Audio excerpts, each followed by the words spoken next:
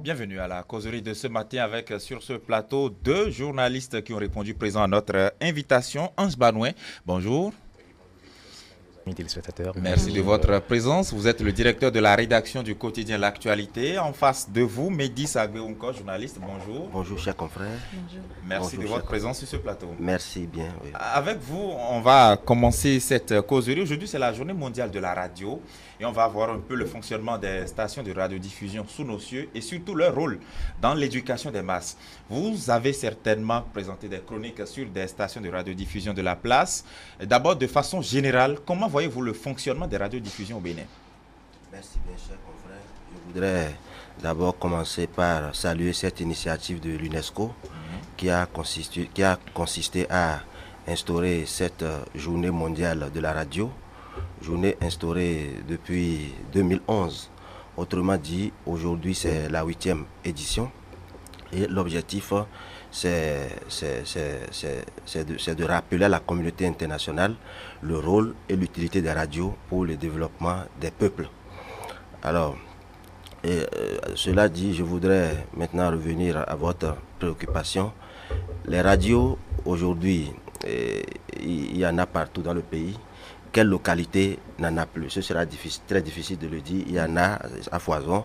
Et puis, c'est une bonne chose parce que c'est la preuve que nous sommes en train de connaître au niveau de notre pays une évolution du point de vue médiatique. Puisqu'au départ, ce n'était pas ça. C'est que là, je voudrais ouvrir une parenthèse pour rappeler l'histoire de la radio dans notre pays qui est un héritage colonial intimement lié à l'histoire, puisque l'histoire de la radio au Bénin, c'est également l'histoire de la radio nationale dont la première émission a été lancée le 7 mars 1953 dans les locaux de la poste de télécommunication et de télégraphie à Apapa. Et en ce moment-là, c'était comme, ça a apparu aux yeux de l'opinion comme une merveille ou bien une prouesse de notre temps. Et puis, c'était que ça avait commencé avec un équipement très sommaire, une consolette, un magnétophone, tourne-disque, et puis deux émetteurs de très faible capacité. Bon, et puis ça a commencé à bouger. Après, on a eu la construction maintenant de la première maison de la radio, qu'on appelle aujourd'hui ancienne maison de la radio. Oui. Première maison de la radio dans le temps, construite en 1957, aujourd'hui ancienne maison de la radio. Et c'est avec la démonopolisation, bien la libération des fréquences en 1997, que le secteur a commencé à connaître le boom auquel nous assistons, puisque le secteur libéralisé, possibilité désormais accordée aux privés de postuler pour avoir des fréquences, ce qui explique la multiplicité ou bien la multiplication des radios que nous avons de différentes sortes. Radios confessionnelles, par exemple, qui sont des radios d'obédience religieuse, œuvrant pour promouvoir des doctrines ou bien des doctrines ou bien des manières de voir, des enseignements religieux. Et les exemples, nous en connaissons, comme Alléluia FM, La Voix de l'Islam, Immaculée Conception. Radio institutionnelle, créée par une institution pour donner de la visibilité aux activités de cette institution. Exemple, Radio Hémicycle. Bon, les radios communautaires, créées pour promouvoir les valeurs des communautés à la base pour leur développement. Et puis les exemples, nous en avons un peu partout, à Convert, voilà, les radios commerciales qui sont nées pour, prioritairement, ayant pour vocation d'informer, mais avec des recettes majoritairement issues de la publicité. Donc c'est pour tout ce développement, pour montrer qu'aujourd'hui, nous avons connu une grande avancée du point de vue médiatique, et c'est une bonne chose parce que le développement d'un pays, c'est également le développement du secteur des médias. C'est ce que je peux dire pour le moment. Voilà, Ange Banouin, la même question s'adresse à vous. Quel regard portez-vous sur le fonctionnement de la radiodiffusion au Bénin? Écoutez, vous voyez qu'aujourd'hui, avec l'avènement des nouveaux médias, comme on le dit, la radio pourrait paraître pour certains qui sont peut-être pour la plupart du temps dans les capitales ou bien dans les métropoles comme quelque chose qu'on pourrait même ranger aux oubliettes. Parce que vous savez, aujourd'hui, pratiquement tout le monde est sur les médias sociaux, que ce soit avec son téléphone portable ou bien avec une connexion Internet. Le fait de revenir, de rappeler ce média-là qui est l'un des plus je ne dirais pas les plus répandus en quelque sorte et les plus au cœur des communautés à la base, ramène aujourd'hui à pouvoir comprendre, à pouvoir restituer, sinon restituer ce média-là dans le nombre des médias. Et qu'il vous souvienne qu'en janvier dernier, il y a un rapport Afrobaromètre qui a permis aujourd'hui de mesurer en quelque sorte l'audimat au niveau des différents médias que nous avons. Et vous savez que c'est avec les nouveaux médias, il y a véritablement de la bousculade qui se fait, et il y a un véritable chamboulement au niveau des médias et de leur audience. Mais malgré tout, on a remarqué qu'au Bénin, la radio et la télévision maintiennent toujours le cap, qui vous souviennent qu'en réalité, ce sont dans les capitales, sinon dans les grandes villes, que l'accès aux réseaux sociaux, aux nouveaux médias dont on en parle sans cesse, est beaucoup plus accru. Mais au niveau de nos communautés, il y a les radios communautaires qui sont là, qui essayent d'éduquer les populations à la base, qui essaient aussi de donner l'information à la base. Donc cela amène donc peut-être aujourd'hui, lorsqu'on veut parler en termes de visibilité, en termes de communication, que ce soit une communication institutionnelle ou bien une communication dans le genre de développement, de repositionner en quelque sorte la radio qui semble être un média de plus en plus mis aux oubliettes, parce que vous savez, tout le monde est frileux de la technologie, frileux de l'évolution. Beaucoup même se demandent même est-ce que des radios existent. Donc instituer une telle journée n'est que louable pour pouvoir permettre de repositionner un peu ce média qui fait partie des tout premiers médias et qui aujourd'hui, qui ma foi accompagne le citoyen partout et en tout lieu, pourvu qu'on ait à côté de soi son poste transistor. Justement, on écoute beaucoup plus la radio que la télévision, et ou encore on écoute la radio même, que ce soit dans la voiture, dans les ateliers, vous pouvez être en train de faire autre chose et en train d'écouter, mais ce n'est pas évident de faire autre chose et de regarder la télévision ou encore de lire la presse écrite. Mehdi Sabouinko, vous avez établi tout à l'heure une typologie des radios au Bénin, et je voudrais, pour mieux appréhender le rôle de la radiodiffusion générale, que nous puissions entrer dans cette typologie-là. Lorsqu'on voit un peu les radios religieuses, par exemple, quel rôle jouent-elles fondamentalement dans l'éducation au Bénin? Lorsqu'on parle des radios à caractère confessionnel, du moment où c'est des radios qui sont d'obédience religieuse, c'est-à-dire sous le couvert d'une religion donnée, et lorsqu'on sait que l'objectif d'une religion, bien d'une église, c'est de promouvoir les valeurs morales, éthiques, donc ces radios, à travers leurs émissions, contribuent à conscientiser, à sensibiliser les marches en vue d'une bonne conduite au niveau de la société, toujours sur la base du livre saint auquel cette église est liée. Lorsqu'on prend par exemple la voie de l'islam, du moment où c'est une radio créée par la communauté musulmane, ces enseignements sont beaucoup plus axés sur le Coran. Les préceptes, les recommandations du Coran sont beaucoup plus expliqués. Voilà, c'est pas bon de faire telle chose, Dieu a dit. Donc, les enseignements sont axés sur les livres saints de cette église. Quand on prend par exemple une radio comme Immaculée Conception, créée par l'église catholique, là, que l'éducation à ce niveau se fait sur la base de la Bible. C'est vrai que quoi qu'on dise, il y a toujours un dénominateur commun, parce que les Écritures saintes, quelle que soit la position dans laquelle on se retrouve, c'est que comme dénominateur commun, les mêmes lois de la nature. Donc c'est d'appeler le citoyen, c'est d'appeler l'auditeur à respecter les lois de la nature. Ce n'est pas bon de faire du mal à ton prochain, ce n'est pas bon de voler, ce n'est pas bon de faire tout ce qui est mauvais.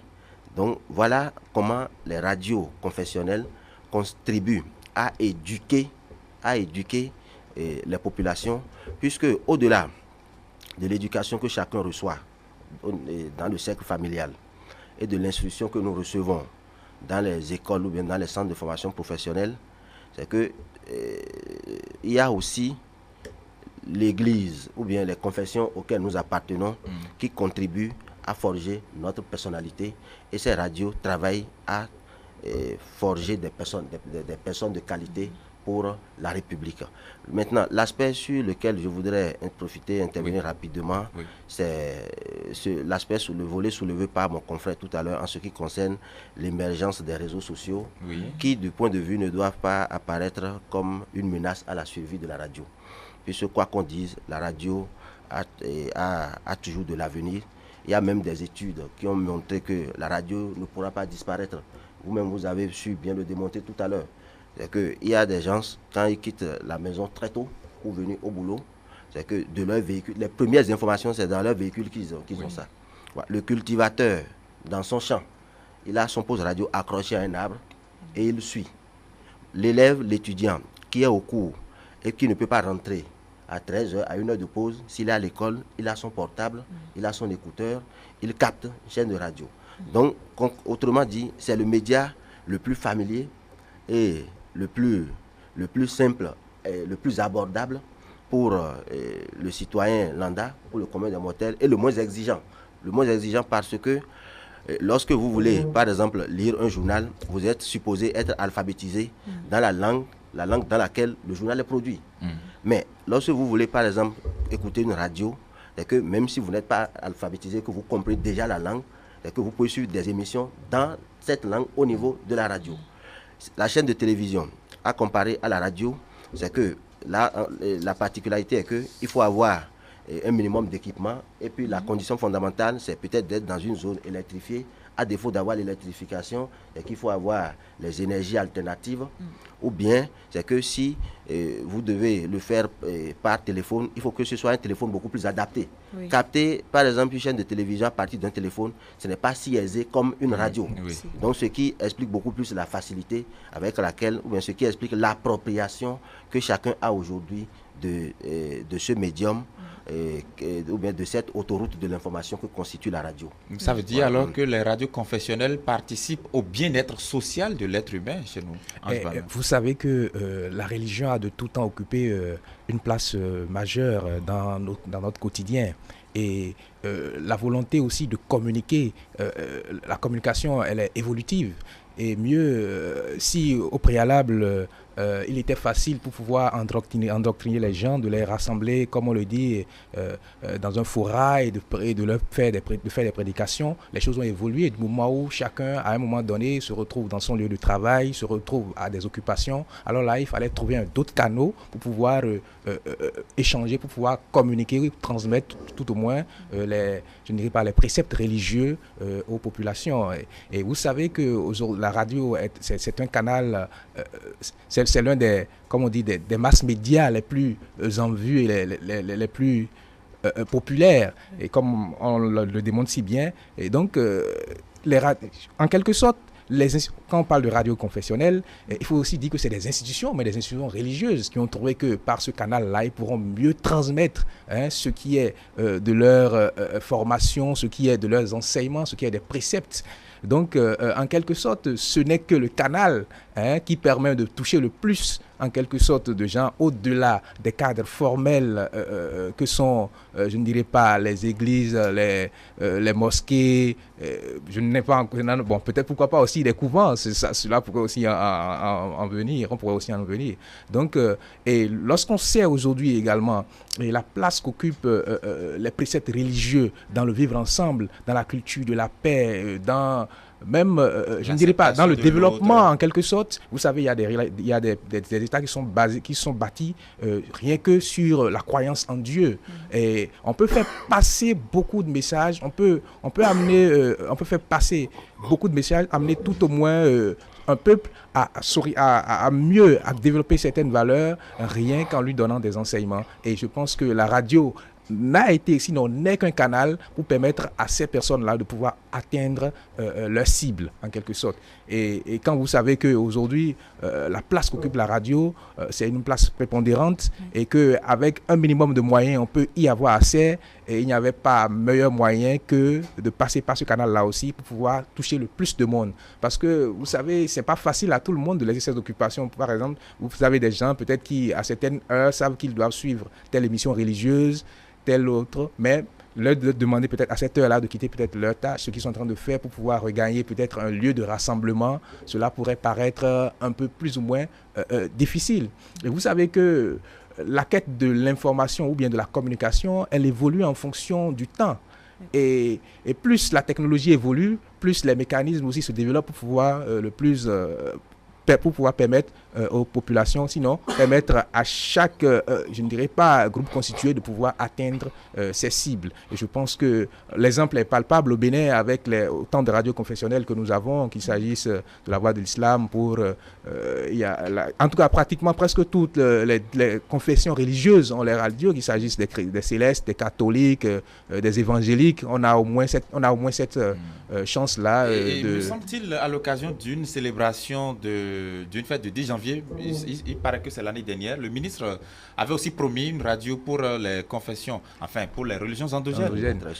Bon, vous savez, donc c'est pour dire que... C'est pour dire que, comme vous le disiez tout à l'heure, ça pourrait venir. Oui, ça pourrait venir d'un jour à l'autre, ça pourrait venir, c'est juste une question de... Et je pense que l'ARAC avait lancé l'attribution des fréquences, qui a été, je ne sais pas, apparemment suspendue pour le moment. Donc peut-être que les débats sont en cours, sait-on jamais, et ça pourrait venir. Et cela participe dans une certaine mesure aussi de la visibilité de ce qui se fait au niveau de ces derniers et aussi de leur permettre de toucher peut-être au plus fin fond du pays certains des adeptes, pourquoi pas. Voilà, parlons des radios institutionnelles. Ange Banoin, quels sont les rôles spécifiques de ces radios? Vous savez, au niveau des institutions, les institutions ont souvent des objectifs donnés. Ils ont leurs caractéristiques. Quand on prend par exemple l'Assemblée nationale, on sait que le Parlement, c'est le lieu de la politique. Il y a des débats qui ont cours là-bas et que la grande masse, vous savez, même s'il y a, je ne dirais pas une aire qui est réservée peut-être à la population ou bien à l'assistance pour pouvoir suivre les débats, c'est limité. On ne peut pas rassembler tous les Béninois dans une même salle pour pouvoir suivre, par exemple, ce qui se fait au niveau de l'hémicycle, par exemple. Et ouvrir un canal, permettre à des gens qui sont intéressés par les sujets qui se font, qui se débattent là-bas, de pouvoir y avoir accès, permet non seulement de mettre tout le monde sur le même niveau d'information, et d'éviter plus ou moins la manipulation ou bien l'intoxication par rapport à ce qui se fait au niveau de ces institutions-là. Et quand je prends par exemple le cas de l'Assemblée nationale, c'est l'un des exemples palpables que nous avons au Bénin. Vous savez, il y a eu plus d'une fois des sujets qui étaient sur la table au Parlement et des sujets d'intérêt national et qui ont amené plus d'une fois à vouloir avoir accès à ce qui se dit, à comment s'évoluent les débats. Et n'eût été cette radio-là, par exemple... vous savez, on a beau être média et voulu être, je ne dirais pas impartial comme on veut, on pourrait peut-être vous coller peut-être une étiquette pour dire que, bon, lorsque vous venez retransmettre ou bien vous venez faire la restitution de ce qui se passe, qu'il y a peut-être une part de quelque chose auquel on n'a pas accès. Mais lorsque vous suivez la radio, c'est vrai qu'il y a aussi des professionnels là-bas qui savent ce qu'il faut diffuser et quand. Vous avez vous-même directement accès, c'est comme si vous y êtes. Donc ça vous met en même temps, cela contribue en quelque sorte aussi au droit à l'information du citoyen. Ça permet de savoir ce qui s'y fait et comment les débats évoluent à ce niveau-là, au niveau de ces institutions-là. On espère vivement que d'autres institutions aussi vont prendre le pas pour que au Bénin, même si on a certaines institutions qui essaient quand même de trouver des tranches d'heures au niveau de certains médias pour pouvoir faire diffuser les activités qui se passent en leur sein, ça contribue aussi de l'information et de la masse. Ça permet également à la masse de comprendre comment fonctionnent aussi ces institutions-là. Vous savez, aujourd'hui, avec la radio hémicycle, par exemple, beaucoup de gens savent au moins comment se déroulent les plénières à l'Assemblée. Alors que si cette radio-là n'existait pas, ils vont peut-être s'en tenir à ce que les médias rapportent ou bien à ce que les gens vont leur dire par rapport à l'hémicycle, voilà ce qui se fait, voilà. Et aujourd'hui, ça permet de mettre tout le monde au même niveau d'information par rapport à comment évoluent les débats à ce niveau-là, pour prendre que cet exemple-là, comme c'est l'un des exemples dont on peut parler au Bénin. Et ça permet aussi quelque part de dissiper certaines inquiétudes. Parce que, vous savez, celui qui a l'information, il a le pouvoir. Oui. Et si vous avez l'information, c'est que vous pouvez décider. si vous savez comment évoluent les choses, vous pouvez prendre aussi des dispositions, vous pouvez savoir comment réagir. Et c'est lorsque vous n'avez pas accès à la source première de l'information et qu'on se dit qu'on est toujours sujet à la manipulation en quelque sorte, et qu'on est vraiment regardant par rapport à ce qu'on vous rapporte de part et d'autre. Et là, il vous est difficile peut-être de juger, mais lorsque vous avez par exemple accès directement à ce qui se passe au niveau d'une institution via son canal d'information qui est sa radio, vous avez au moins la certitude, vous avez au moins la certitude d'être, même si vous pouvez peut-être manipuler, que ce soit à des proportions plus ou moins réduites. Mehdi Sagbenouka, un mot à dire sur cette question? Je dois d'abord rappeler que le thème retenu par l'UNESCO pour cette année interpelle beaucoup plus les radios confessionnelles, en ce sens que le thème dit dialogue, tolérance et paix. Dialogue, tolérance et paix, qui sont des facteurs ou bien des valeurs que prônent quotidiennement les radios confessionnelles. Le dialogue avec son prochain, la culture de l'esprit de tolérance pour promouvoir la paix. Donc si aujourd'hui les radios, on constate que la plupart des confessions religieuses manifestent de plus en plus le désir ou bien la volonté d'avoir de radio, c'est parce qu'ils ont compris la nécessité, l'importance de la communication et l'utilité de ce moyen pour atteindre la foule. Et l'expérience a montré qu'au-delà des chaînes que chaque auditeur suit pour s'informer, il a toujours un attachement pour la chaîne liée à sa confession religieuse. Donc c'est ce que nous pouvons aussi souligner. Maintenant, revenant sur la question des radios institutionnelles. Je crois que l'exemple que nous avons dans notre pays, pour le moment, c'est le cas de Radio Hémicycle, qui permet aux compatriotes de suivre en direct les débats, de s'informer sur comment ça s'est passé, jusqu'à ce qu'on dise qu'on a voté ou qu'on a rejeté telle ou telle loi. Donc, mais il y a possibilité pour d'autres institutions d'en prendre l'initiative. Ça veut dire que le jour, par exemple, qu'un gouvernement, bien qu'un régime décidera d'installer, par exemple, radio institutionnelle peut-être à la présidence, radio gouvernementale, ça ne sera pas faux. Et ça ne sera pas contraire à la loi. Parce que l'objectif dans ce cas, c'est d'informer le citoyen de tout ce qui se fait à l'intérieur de la présidence. Le chef de l'État a reçu la visite de telle délégation, ça veut dire que la primeur partira désormais de là. Le chef de l'État est sorti pour aller mener telle activité sur le terrain, ça veut dire que la primeur partira désormais de là. Et ça permettra quand même de régler en même temps le problème de propagande que certains dénoncent au niveau de services publics, que certains dénoncent, disent bon voilà. Donc ça veut dire que désormais si une telle initiative est prise et que beaucoup de choses pourront être diffusées à ce niveau, et puis il y aura moins de sujets à polémique par endroit. Voilà. Alors justement, vous avez mis l'accent sur la radio probable d'un gouvernement. Ange Banouin, non, je voulais juste dire quelque chose. Je voulais aussi dire que le fait, par exemple, je ne dirais pas, de faire une répartition des médias permet en quelque sorte d'assainir le paysage médiatique et de savoir et d'avoir le libre arbitre de faire son choix. Il y a cette nuance-là qui se fait ou bien qui vient d'être faite, où on a tendance à penser qu'il y a certains médias qui versent un peu aussi à faire de la propagande. Au cas où, par exemple, on aurait peut-être les moyens de tout régenter et de savoir qu'il y a des médias réservés, quand on prend les médias institutionnels, ou bien tel gouvernement a son média, donc tout cela permet aussi d'assainir en quelque sorte le paysage médiatique. Et lorsque vous faites le choix de suivre, par exemple, prenons cet exemple-là, un média, on dit que c'est un média gouvernemental, vous savez quel type d'information vous devez vous attendre. Donc, en quelque sorte, l'avènement de ces médias ou bien le fait que le paysage médiatique soit véritablement bien, je ne dirais pas bien assaini en quelque sorte, appelle également à ce que nous puissions mettre en place que chaque média ou bien chaque institution ou bien chaque structure puisse retrouver son canal adéquat pour pouvoir communiquer avec la masse. Cela aussi participe de la libre, je ne dirais pas compréhension ou bien du droit à l'information et à l'impartialité quand il s'agit par exemple de suivre les médias, parce que vous savez, la démocratie, cela fait aussi partie de ses principes. Il faut que les choses soient mises dans l'ordre et chaque chose aussi à sa place. Et puis lorsqu'on aura un jour éventuellement une radio gouvernementale, l'autre problème qui sera réglé, c'est la question de la crédibilité de l'information. Voilà. Lorsqu'on va vous présenter par une édition de journal, on va vous parler de 3 à 4 éléments du chef de l'État, après conseil des ministres, et tel ministre a fait telle chose, tel ministre a fait telle... Et vous ne serez plus gêné dessus, tout ça, parce que la ligne éditoriale de la radio le permet. Il est bel et bien dit radio gouvernementale. Est-ce qu'on a entendu une fois quelqu'un se lever pour critiquer le fait, par exemple, que la radio hémicycle ne passe que les débats du Parlement? Non, on n'en a pas entendu parce que la radio est dédiée à ça. Oui. Voilà. Donc, il y a aussi cet aspect. Et lorsque vous l'aurez capté, vous aurez fait le choix de suivre ça. Vous aurez fait le choix de suivre, vous aurez du plaisir à suivre. Donc, vous ne serez plus gêné. C'est que de suivre certaines choses tout le temps. Voilà. Parce que du moment où la radio est dédiée à ça, avec plaisir, c'est que tout le menu du journal peut être consacré à l'actualité gouvernementale. Vous aurez l'engouement qu'il faut à ça. Alors, on va parler de certaines valeurs que les radios transmettent, notamment aux masses, on va dire au peuple en général, notamment le patriotisme.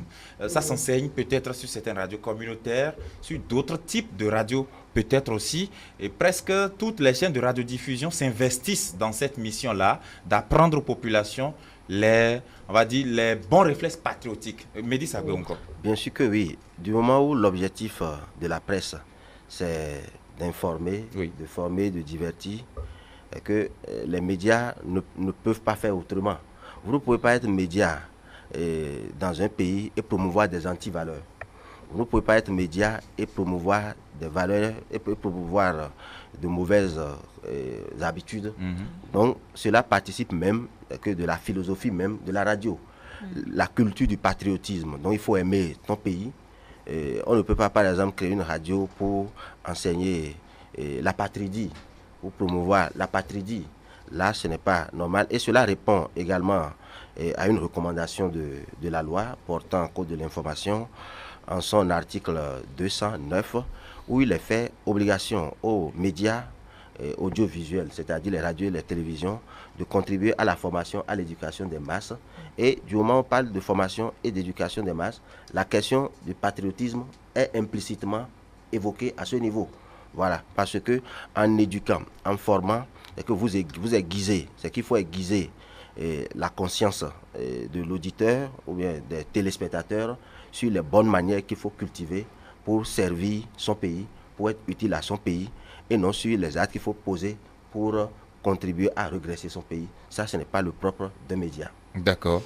Vous savez, rien qu'à s'en tenir au code de l'information et de la communication, la formation et l'éducation font partie je ne dirais pas des éléments basiques, sinon du bien fondé des médias.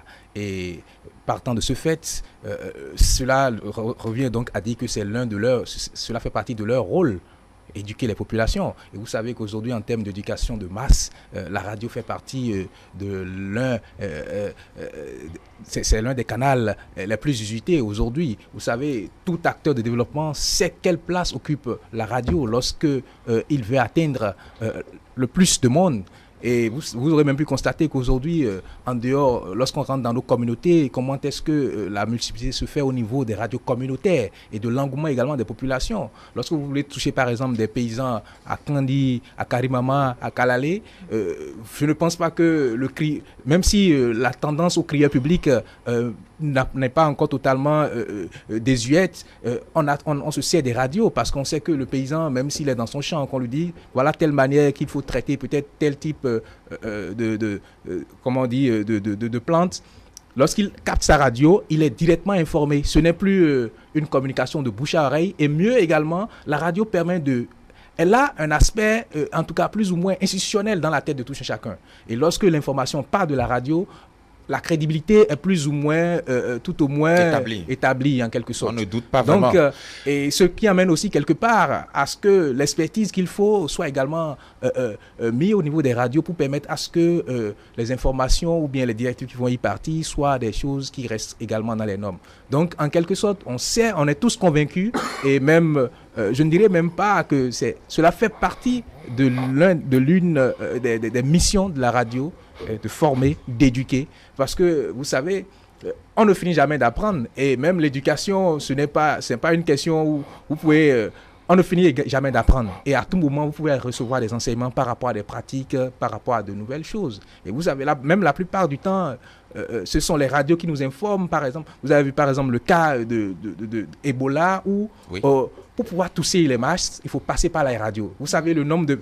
On estime qu'à peine 20% de la population béninoise est lettrée, donc pourra peut-être lire un journal ou bien chose là, mais lorsqu'on prend la grande masse qui reste, ce n'est pas les radios qu'on pourra les sensibiliser. Quand on sait qu'un crieur public ne peut pas rassembler, ne peut pas faire le travail qu'une radio peut faire dans une communauté. Donc la place de la radio, elle y est toujours et elle doit quand même travailler encore plus à mieux la mériter. Parce que, n'oublions pas cet aspect, c'est que plus la technologie évolue, plus peut-être la tendance pourrait inverser. Même si aujourd'hui la radio est confortablement assise sous nos cieux, parce qu'on estime que peut-être que le haut débit n'est pas partout, que peut-être l'accès peut-être aux technologies, même si pratiquement, même si les économistes aujourd'hui disent que l'Afrique fait partie aussi des territoires où les téléphones portables ont carrément ont semé partout et que le nombre de personnes, populations qui ont accès aujourd'hui aux téléphones Android et aussi au numérique est en courbe croissante.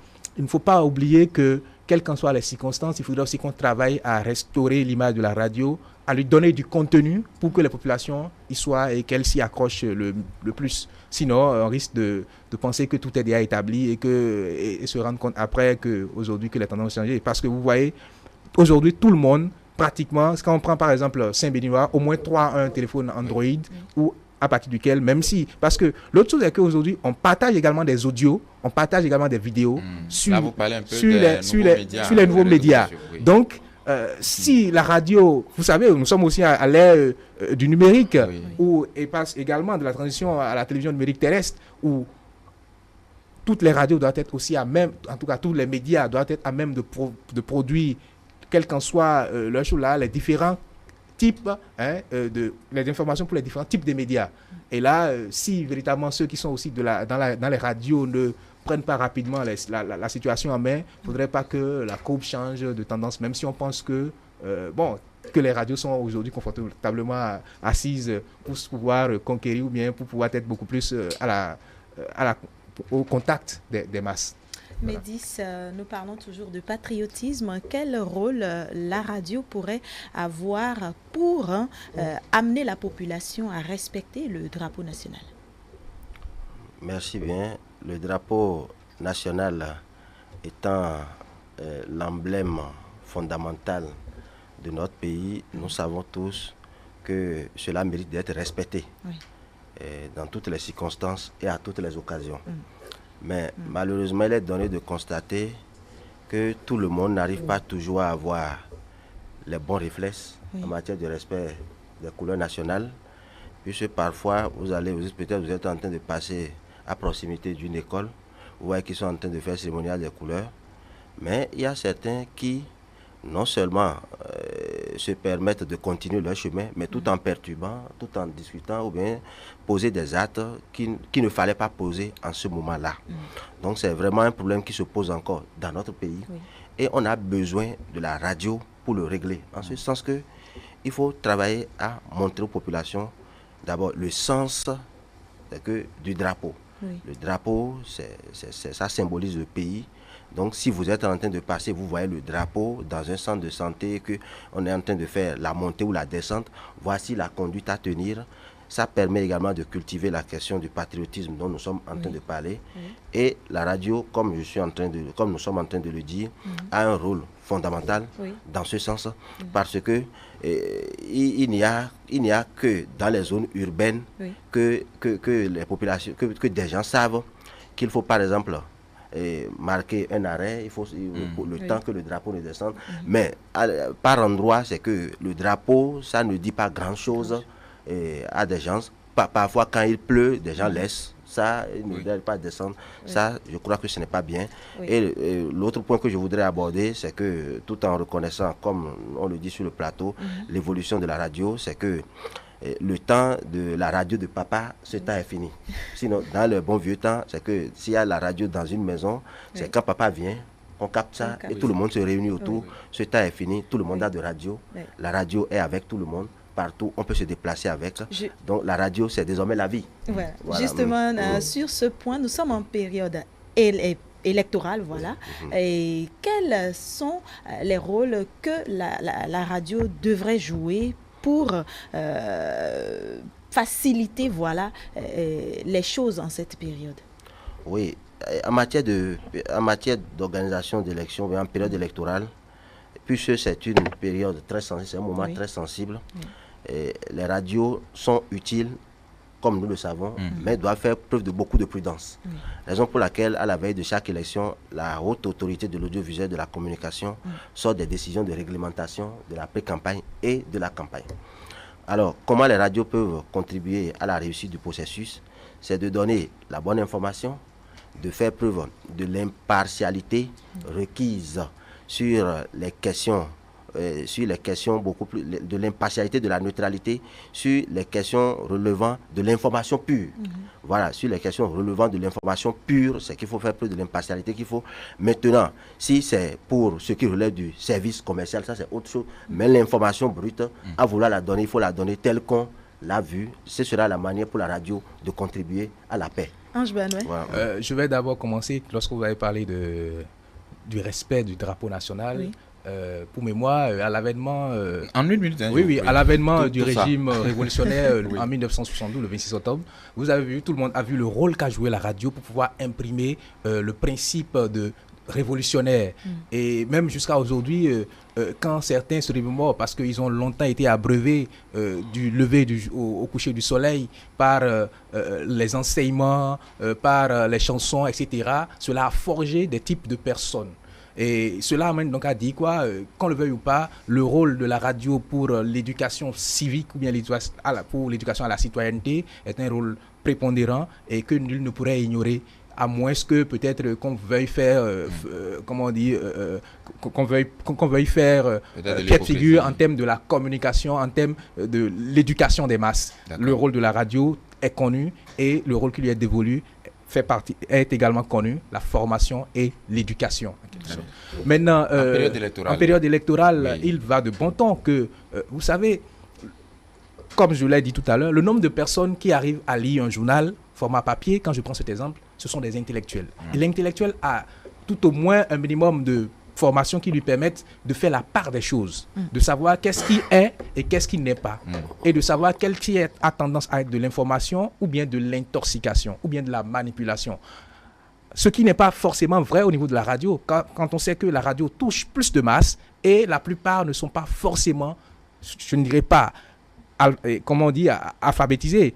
Et non, je ne dirais pas qu'ils sont bêtes, mais l'autre chose est que à ce niveau-là, pour pouvoir il est plus facile d'agir de manipuler les masses. Et c'est pourquoi l'ARAC fait si bien d'exiger qu'en période électorale, que les radios ne versent pas dans la manipulation, dans l'information, dans l'intoxication, mais plutôt qu'ils soient véritablement rigides en ce qui concerne l'information pour donner les faits tels qu'ils sont, pour éviter de créer d'autres situations. Parce qu'on ne voudrait pas avoir des radios 1000 collines chez nous. Oui, justement, oui. En 10 secondes. Et puis chaque fois, en période électorale, la HAC, dans ses décisions, met l'accent sur les émissions interactives et demande aux responsables des radios de veiller à ce que ces émissions soient assurées par des professionnels épris de sens de neutralité. Pour que cela n'amène pas de problème. Parce que justement, il y a un jargon très cher, il y a une citation très chère à ce métier. Les faits sont sacrés, mais les commentaires sont libres. Voilà, mais en période électorale, les commentaires encore sont sensibles. Voilà. On va évoluer. Le gouvernement a donné son accord pour l'adhésion on va dire, du programme régional de facilitation de l'approvisionnement en produits pétroliers dans l'espace CEDEAO. C'est l'une des décisions issues du Conseil des ministres en date du mercredi 6 février. Ange Benoît, quel est le bien fondé de cette décision du gouvernement? Vous savez que le port de Cotonou est considéré comme le port naturel de certains pays de l'Interland. Quand on prend par exemple le Niger, le Burkina Faso et dans une certaine mesure également le Mali. Et ces pays sont des pays qui sont également qui ont la plupart du temps commerce avec l'outre-mer en passant par le port de Cotonou. Et dans une vision comme celle d'un pays comme le Bénin où on veut repositionner le port qui est le poumon, connu d'ailleurs d'emblée comme étant le poumon de l'économie, chercher encore d'autres canaux pour pouvoir repositionner cette situation géographique naturellement en fait est de prospecter d'autres voies et moyens pour pouvoir véritablement pour pouvoir maintenir l'économie nationale. Et vous savez, peut-être l'erreur que nous commettons souvent sous nos cieux, c'est de penser peut-être que c'est avoir accès à un sous-sol plus ou moins scandaleux géologiquement qui amène peut-être à dire que nous avons une richesse. Mais vous aurez pu constater que sous d'autres cieux, le tout n'est pas une question d'avoir un sous-sol bien fourni, mais de mettre en place des stratégies qui permettent à commercer avec les autres, à vendre les atouts que vous avez pour pouvoir vous repositionner dans le Conseil des Nations. Tout le monde parle aujourd'hui de la Suisse. La Suisse ne produit pas du cacao, mais on parle tout quand quelqu'un revient de l'Europe, il dit ramener du chocolat de la Suisse. Tout le monde en raffole. Même la France, la mère patrie, comme le diraient certains, n'est pas aussi riche de son sous-sol, mais plutôt des stratégies qui sont mises en œuvre pour pouvoir commercer avec l'autre monde. Donc, dans cette dimension-là, le Bénin n'a pas forcément besoin d'avoir des puits de pétrolifères avant de pouvoir s'investir en tant qu'un pays dans ce domaine-là. C'est vrai que beaucoup se disent, mais la plupart des pays d'où nous importons également le pétrole, c'est des pays qui créent des raffineries, etc.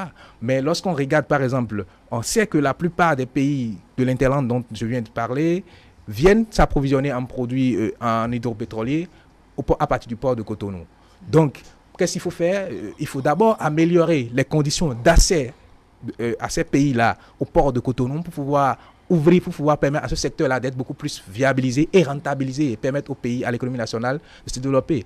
Et l'autre chose, c'est qu'il y a encore d'autres alternatives pour pouvoir permettre à ce que il y a des infrastructures modernes qui soient mises en place pour pouvoir permettre à ce que ces pays-là puissent, dans une certaine mesure, avoir accès à ces produits-là sans passer forcément par le format classique. Et c'est donc dans cette dynamique que le ministre des Mines a été instruit pour pouvoir conduire les études qu'il faut pour pouvoir permettre à ce projet-là de voir le jour. Et vous savez, la communauté sous-régionale, c'est une communauté aussi qui a, dans une certaine mesure, de la vision et de l'ambition, parce que autant que les jours passent et les choses évoluent, il y a d'autres dimensions qui se découvrent. Et on a bien également envie de se sentir à l'aise dans la sous-région en mettant en place des mécanismes qui permettent un véritable développement et épanouissement des peuples. Et pourquoi pas également de la stabilité économique. Parce que, vous savez, quand on prend par exemple l'économie de la sous-région, qu'il s'agisse de l'UEMOA ou de la CEDEAO, à peine nous arrivons à faire 5 à 10% de l'économie mondiale. Alors quand on regarde le nombre d'habitants et ce qui s'y fait en termes d'échanges, oui, on pourrait inverser la tendance pour bâtir une sous-région économiquement plus stable et plus forte. Médis, la signature de cet accord, est-ce une valeur ajoutée à l'économie nationale? Il faut vraiment reconnaître qu'il s'agit d'une bonne politique en faveur du développement du secteur pétrolier. Donc, une valeur ajoutée, comme vous le dites, puisque la question du pétrole, comme nous le savons, c'est une question qu'un pays ne peut pas régler en vase clos. C'est qu'il faut s'ouvrir aux autres, même si vous soyez importateur ou exportateur, c'est qu'il faut forcément s'ouvrir au monde en ce qui concerne cette question, cet hydrocarbure que nous appelons communément l'or noir, le pétrole. Donc, le Bénin étant membre de l'espace CEDEAO, qui est l'un des regroupements économiques les plus imposants du continent, et que cette option qui est faite est de nature à booster l'économie, parce que lorsqu'on se réfère au communiqué, c'est qu'il y aura des infrastructures par la suite qui vont accompagner, des infrastructures de transport et des infrastructures même de traitement.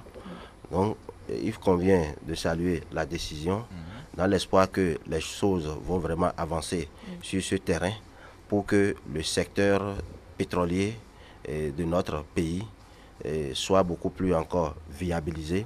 Surtout que les recherches ont toujours, ou bien surtout qu'il nous a toujours été enseigné que le Bénin dispose quand même de quelques traces de pétrole. Quand bien, quelques traces de pétrole. On a cherché le pétrole suffisamment donc, ces dernières années. Voilà, donc c'est vrai que les résultats ne sont pas encore suffisamment concluant, mais ça ne veut pas dire qu'il faut désespérer. Donc le jour, par exemple, où les résultats seront concluants, ça veut dire qu'on aurait déjà préparé le terrain à une bonne marche, voilà, à une bonne marche, et à une bonne exploitation de cette ressource. Donc la création de nouveaux emplois. Forcément, puisque cela doit impliquer la création de nouveaux emplois et les techniciens formés dans divers domaines universitaires. Et ceux qui ont fait des travaux de recherche sur le pétrole, ce sera l'occasion d'être encore plus utile pour la République. Voilà. Ange-Banoui. Oui, Ange-Banoui. Non, mais vous savez, lorsque par exemple il y a du pétrole, même si c'est comme le diraient certains, même si c'est un gobelet de pétrole, c'est toute une industrie qu'il y a autour. Et c'est de la main-d'œuvre, c'est de la technologie, c'est un peu de tout. Donc, mettre en place ce genre de mécanisme, c'est en quelque sorte ouvrir des poches, des poches de création d'emplois. C'est aussi créer en quelque sorte, ouvrir des portes de développement. Parce que, vous savez, la plupart du temps, sinon dans le Conseil des Nations, on s'entend quand même à dire que le développement tourne autour du pétrole. Et le secteur pétrolier, que vous le veuillez ou pas, on n'a pas forcément besoin même d'avoir un puits de pétrole chez soi avant de mettre en place des mécanismes pour pouvoir en être, je ne dirais pas un acteur majeur, un acteur central. Et quand on sait la possibilité, on n'a jamais profité assez de notre ouverture sur l'océan Atlantique. C'est vrai qu'on penserait que c'est un projet peut-être ambitieux, mais pourquoi pas la mise en place par exemple d'une raffinerie au Bénin, ce n'est pas quelque chose ce n'est pas irréalisable. Ce n'est pas irréalisable. Encore que tous les pays aujourd'hui qui sont dans la commercialisation du pétrole ne sont pas ceux qui disposent du pétrole dans leur sous-sol. Donc, lorsqu'on a de l'ambition et que dans une sous-région comme la nôtre, qui a la vision converge, je pense que cette dynamique-là, elle est à prendre au sérieux et à conduire de bout en bout pour pouvoir permettre non simplement au Bénin de s'éclore et d'avoir un boom économique et pourquoi pas aussi de permettre à la sous-région d'en recevoir également le retour d'ascenseur. Parlant justement du boom économique et aussi, il y a une question fondamentale, la question de l'essence frelatée. Lorsqu'on parle des produits pétroliers, nous sommes obligés d'en parler. Et ceci en une minute, pour sortir de cette causerie matinale. Mais dis ça encore, est-ce que ça aura un impact sur cette activité informelle? Et est-ce que aussi le coût des produits sera revu après? Bon, la question de l'essence frelatée, comme nous le savons, c'est l'une des principales activités du secteur informel au Bénin, qu'on voit au bord de la voie du nord au sud et de l'est à l'ouest. C'est vrai que la réflexion que nous sommes en train de mener ce matin va dans le sens de la modernisation du secteur. Maintenant, il y a eu des tentatives par le passé pour essayer d'enrayer cette forme de commerce qui forcément, quand bien même elle est à haut risque, la manière dont c'est manipulé au regard de tous les dégâts que cela occasionne, tout ça en termes de perte en vie humaine, c'est vrai que ce n'est pas à encourager sous cette forme. Ce n'est pas à encourager sous cette forme. Maintenant, même si la modernisation que nous sommes en train de saluer et que se concrétise, c'est qu'il faut maintenant réfléchir à voir si l'existant en termes de ressources humaines, ceux-là peuvent être mise à contribution. Peut-être s'il faut désormais leur fournir des moyens modernes pour qu'ils soient des pompistes installés à des endroits stratégiques pour qu'on aille vers eux. C'est aussi une autre piste de réflexion à explorer. Ange-Banoui, sur le même sujet. Bon, sur le sujet, je dirais simplement que le fait que le Nigeria soit un pays producteur du pétrole n'empêche pas qu'il y ait de l'informel. Maintenant, l'autre chose c'est quoi? Lorsque peut-être le Bénin va se mettre dans cette lancée de modernisation et de mise en place en tout cas d'infrastructures adéquates pour pouvoir, par rapport à ce secteur-là, c'est que forcément il y aura un rapport qualité-prix qui va forcément changer. Et cela pourrait peut-être amener à à tirer un peu vers le bas ce secteur de l'informel, peut-être amener des gens peut-être à beaucoup plus se reconvertir ou bien à mieux s'installer ou bien à s'installer autrement dans ce secteur. C'est en quelque sorte ce qu'on pourrait dire en 2, 3, 4 minutes, sans quoi que le Bénin se repositionne dans le Conseil des Nations en termes de produits pétroliers, cela ne veut pas forcément dire que l'informel va totalement disparaître. Parce qu'il y aura toujours des gens qui, dans une certaine mesure, vont se retrouver dans cette proportion-là. Mais ce qui est évident, c'est que la courbe risque quand même de recevoir un peu, de descendre quand même. Voilà, c'est de réformes dans notre pays. Gilles, c'est la fin de la causerie. Voilà, c'est la fin de la causerie avec Hans Banoui, directeur de la rédaction du quotidien L'Actualité. Merci d'avoir été là. Mehdi Sabiounko, journaliste. Merci infiniment d'avoir été sur ce plateau. Ce fut intéressant. Merci. Merci infiniment.